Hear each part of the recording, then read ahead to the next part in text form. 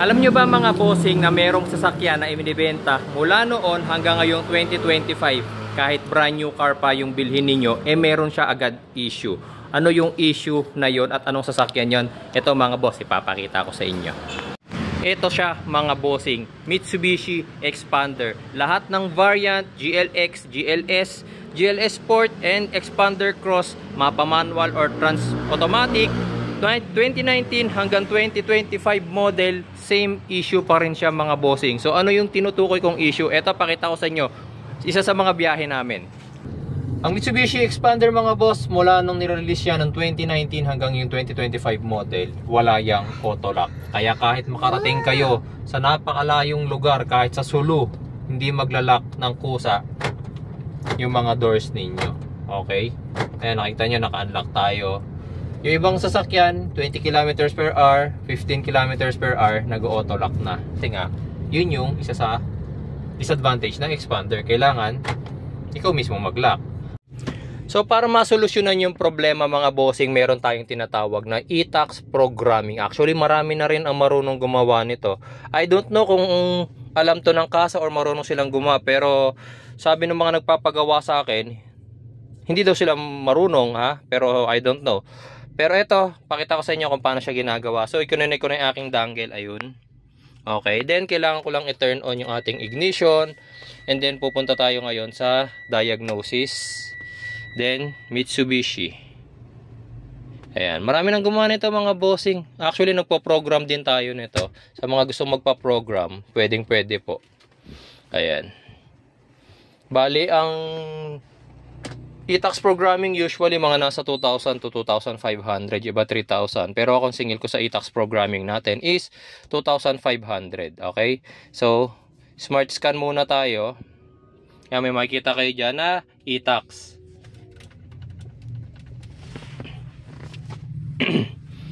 Pero bago ako mag-e-tax, nag-i-scan muna ako para makita kung merong problem yung car. Tsaka since magpo-program tayo, kaya ako nag-i-scan din, pinapakita ko rin kasi dun sa car owner na meron siyang existing na error code. So pupunta tayo ngayon sa e-tax. Okay. Tapos eto na ngayon guys, yung ipo-program natin. Coding. Ayan o, nakikita ninyo. Coding. Tapos manual coding kami. Perform. Tapos makikita nyo ngayon dito lahat ng program. Ayan. So pwede na nating baguhin yan isa-isa. So dito nakalagay din yung fuel consumption, naka-liter per 100 km. Ayan o, nakalagay din dito sa gauge nya, liter per 100 km. So gagawin na natin yung kilometer per liter. Please select. Ayan, kilometer per liter. Okay. Successful operation. Yan. So dito lang kami nagpo-program guys. Ipo-program ko lang lahat ng kailangan i-program dito para maayos lang, lalo na yung automatic lock na yon.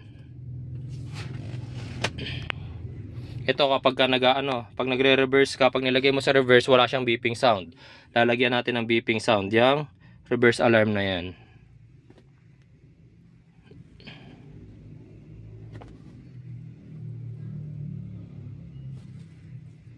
Available. Okay guys, so tapos na tayong mag e-tax programming ngayon. Pag pinatay natin, and then kapag tinurn on natin, ito usual, ganyan. Yan, lumalabas yung transmission service required. So yung iba baka mag-alala, actually normal yan. Ang kailangan lang gawin, pupunta tayo sa hood sa engine bay and di-disconnect natin yung battery for several seconds lang. Ibang kailangan gawin mga bossing kundi tanggalin lang sandali yung negative terminal ng battery. Ilang seconds lang naman. Ayan.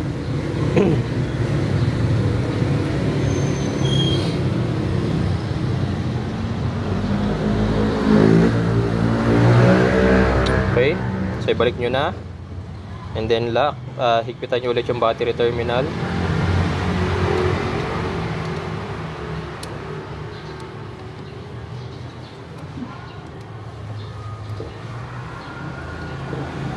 Ayan. So ito, matitesting natin yung auto lock pag nag-test drive pa tayo. Pero ito, makikita nyo na kaagad yung mga kaibahan. Ayan.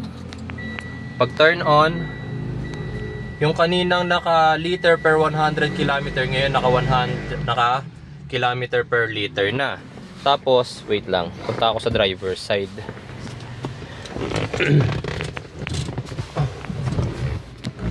Ito yung sinasabi ko kapag nilagay sa reverse. Ayan, naka-reverse and naririnig nyo may beeping sound na siya. Okay, kanina wala yan. Actually, alam yan ng lahat ng mga naka-expander. Ayan, tapos yung pinaka-importante, of course, yung auto lock. Mamaya magti-test drive tayo, papakita ako sa inyo. Ito guys, so ito yung pinrogram natin noong nakaraan dahil nga hindi nagla-lock, ay nag-auto lock yung expander. Kailangan pa siya i-program. So ito, start lang tayo ng driving.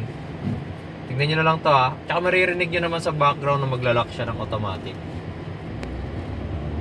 Ayun.